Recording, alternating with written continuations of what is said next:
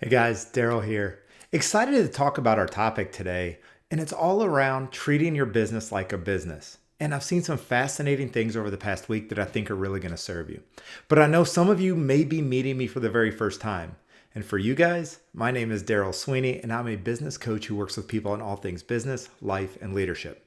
Now, this idea of treating our business like a business, it all started a few weeks ago when I was talking to my coach.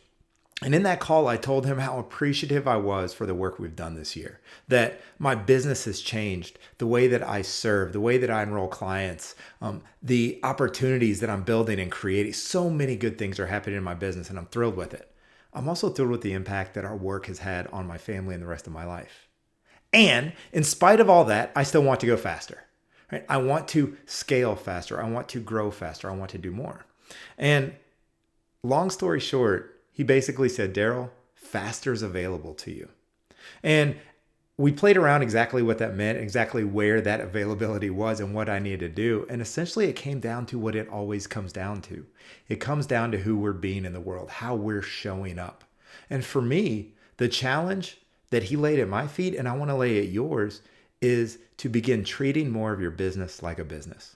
So, what does that mean? Well, first and foremost, I had to identify the ways that I was being in my business where I wasn't treating it like a business. I wasn't treating it like an owner. In fact, I was treating it like a glorified hobby.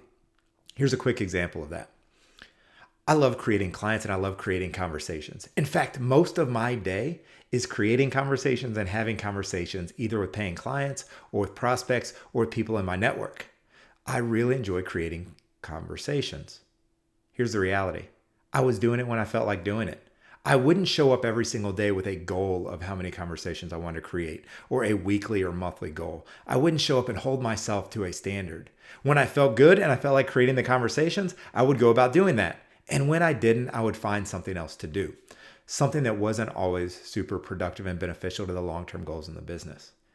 I realized that treating my business like a business means showing up and doing the things that are going to drive to my success, whether I feel like it or not.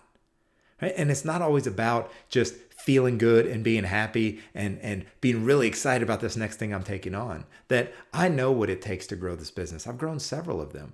I know the things I need to do to speed up the rate at which I'm growing the business, to be even more successful than I'm already being. And it starts with me showing up each and every day, creating conversations, having powerful coaching conversations, showing up and serving the people around me. So for me to insert quotas or goals around some of those things, the same way I would do if I was a W-2 job, I've had sales jobs before. I didn't get to choose when and where I would show up and do the work. Right? If I wasn't driving opportunities, if I wasn't driving sales, if I wasn't creating conversations, me and my bosses would have conversations about that, about my lack of revenue generation. I didn't get to choose. Even on the days I didn't quite feel like it, I still showed up and showed up powerfully. And as entrepreneurs, as leaders who have a little bit of autonomy, we're invited to do the same things in our business. That speeds us up. So that's one of the ways that it looked at my business. What about yours? Where in your business or the work that you do are you treating it like a glorified hobby? Are you showing up when and how you want to? Are you showing up in ways that when you look back at the day you just had or the hours you just spent, you can say, you know what, that's not getting me closer to my goal. And I didn't show up and treat it as the business that it is. I didn't give it and honor my commitment to making this thing go. Where are you not showing up in your business and not treating it as a business? Or another way to ask the question, where are you treating it as a glorified hobby? I've been having this conversation with clients, with friends, with colleagues, and there's not one single person that I've talked to who wasn't able to identify one or two areas where they were taking more of a hobbyist approach than a business approach.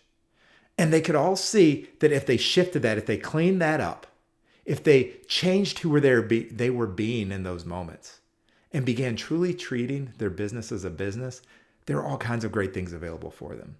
And I bet the same is true for you and your business.